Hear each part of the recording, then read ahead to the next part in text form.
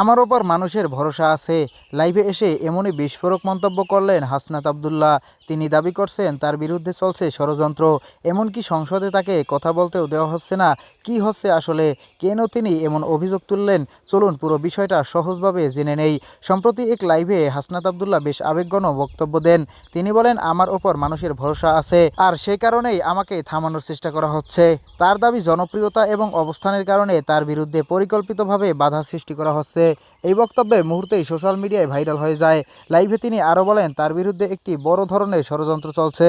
তার অভিযোগ অনুযায়ী সংসদের প্রায় 217 জন এমপি মিলে তাকে কথা বলতে দিচ্ছেন না। তিনি মনে করছেন ইচ্ছাকৃতভাবেই তাকে চুপ করিয়ে রাখার চেষ্টা করা হচ্ছে, যা স্বাভাবিকভাবেই রাজনৈতিক অঙ্গনে বড় প্রশ্ন তৈরি করছে।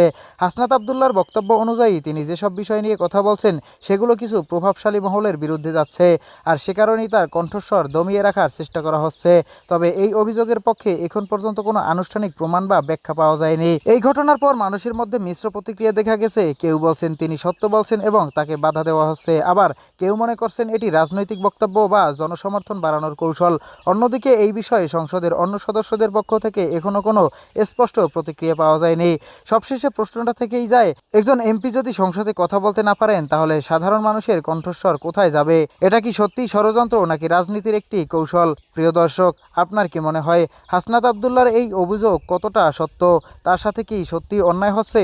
কমেন্টে আপনার মতামত জানাতে ভুলবেন না এবং ভিডিওটি ভালো লাগলে লাইক, শেয়ার এবং সাবস্ক্রাইব করুন।